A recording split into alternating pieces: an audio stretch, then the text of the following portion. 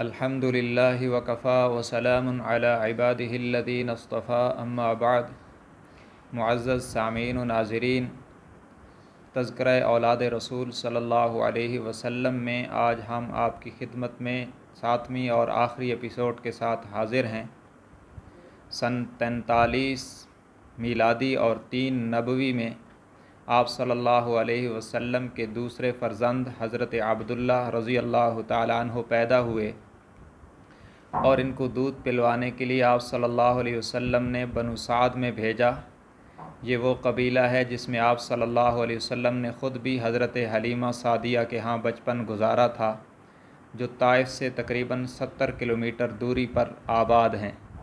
یہاں حضرت عبداللہ رضی اللہ تعالیٰ عنہ رہے اور تقریباً 1.25 سال کی عمر میں ان کی وفات ہو گئی اور بنو سعد کے قبرستان میں ان کی قبر بنی۔ ان کے بعد سن 8 ہجری ماہ ذوالحجہ میں آپ صلی اللہ علیہ وسلم کے آخری فرزند حضرت ابراہیم رضی اللہ تعالیٰ عنہ سیدہ ماریہ قبطیہ رضی اللہ عنہا کے بطن مبارک سے پیدا ہوئے۔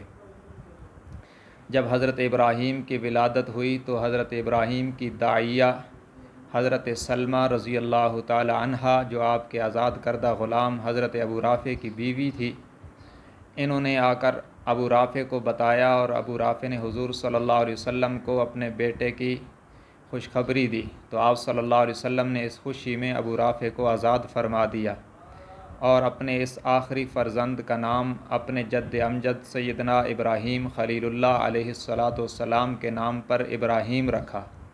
اس پر حضرت جبرائیل علیہ السلام بارگاہ نبوی میں حاضر ہوئے اور آپ صلی اللہ علیہ وسلم کو یا ابا ابراہیم کہہ کر پکارا، جو اس بات کا اظہار تھا کہ آپ پہلے ابراہیم کی اولاد میں سے تھے اور اب اللہ نے آپ کو یہ بیٹا عطا فرما کر اس کا نام ابراہیم رکھوا کر ابراہیم کا باپ بھی بنا دیا۔ آپ صلی اللہ علیہ وسلم حضرت جبرائیل کے یہ کلمات سن کر بہت مسرور ہوئے اور اپنے اس آخری فرزند حضرت ابراہیم رضی اللہ تعالیٰ عنہ کو دودھ پلوانے کے لیے اوالی مدینہ میں ایک خوش قسمت خاتون حضرت ام بردہ بنت منذر بن زید انصاری رضی اللہ عنہا کے پاس بھیجا۔ اس عورت کے شوہر حضرت براء ابن عوف رضی اللہ تعالیٰ عنہ لوہار کا کام کرتے تھے، اور یہ عورت نبی علیہ السلام کے آخری فرزند کی مرضعہ یعنی دودھ پلانے والی اور خدمت گزار بنی۔ آپ صلی اللہ علیہ وسلم اس کے ہاں اپنے بچے کے دیکھنے کے لیے تشریف لے جاتے تھے اور خادم رسول حضرت انس رضی اللہ تعالیٰ عنہ بھی ساتھ ہوتے تھے۔ حضرت انس رضی اللہ تعالیٰ عنہ فرماتے ہیں کہ ایسا بھی ہوا ہے کہ نبی کریم صلی اللہ علیہ وسلم یہاں تشریف لے گئے اور حضرت براء ابن عوف رضی اللہ تعالیٰ عنہ بھٹی گرم کر رہے تھے اور ان کے گھر سے دھواں نکل رہا تھا، مگر آپ صلی اللہ علیہ وسلم نے اپنے بچے کی محبت میں اس کو محسوس نہیں فرمایا اور وہاں تشریف لے گئے اور اپنے بچے سے پیار کیا اور محبت بھری باتیں کی۔ حضرت انس رضی اللہ تعالیٰ عنہ فرماتے ہیں کہ میں نے کسی باپ کو اپنی اولاد پر اتنا شفیق نہیں دیکھا جتنا حضور اکرم صلی اللہ علیہ وسلم کو اپنے بچوں سے محبت کرتے دیکھا ہے۔ آپ صلی اللہ علیہ وسلم یہاں بار بار تشریف لے جاتے، اپنے فرزند حضرت ابراہیم کو اٹھاتے اور ان سے باتیں کرتے۔ بالآخر وہ موقع آیا جب آپ صلی اللہ علیہ وسلم کی خدمت اقدس میں پیغام پہنچا کہ حضرت ابراہیم علیل ہیں، شدید بیمار ہیں۔ حضور اکرم صلی اللہ علیہ وسلم تشریف لے گئے۔ حضرت انس رضی اللہ تعالیٰ عنہ بھی ساتھ تھے اور حضرت عبد الرحمن ابن عوف جو عشرہ مبشرہ میں سے ہیں وہ بھی ساتھ تھے۔ حضرت عبد الرحمن ابن عوف فرماتے ہیں کہ حضور صلی اللہ علیہ وسلم نے اپنے فرزند حضرت ابراہیم کو اٹھایا اور اپنی گود میں لیا تو حضرت ابراہیم آخری سانسیں لینے لگے، یہاں تک کہ نبی کریم صلی اللہ علیہ وسلم کی مبارک گود میں حضرت ابراہیم کی وفات ہو گئی۔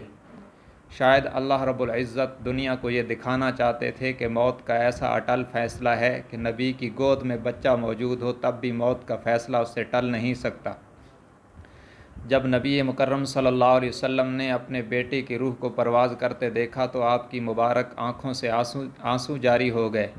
اس پر حضرت عبد الرحمن ابن عوف رضی اللہ تعالیٰ عنہ نے عرض کیا، یا رسول اللہ، کیا آپ بھی روتے ہیں؟ تو آپ نے فرمایا، ان العین تدمع والقلب یحزن، کہ اے عبد الرحمن، آنکھیں روتی ہیں اور دل غمگین ہوتا ہے۔ ولا نقول الا ما یرضی ربنا، مگر ہم زبان سے وہی کہیں گے جو ہمارے اللہ کی پسند ہوگی۔ وَإِنَّا بِفِرَاقِكَ لَمَحْزُونُونَ یا ابراہیم، فرمایا اے ابراہیم تیری جدائی نے ہمیں غمگین کر دیا ہے۔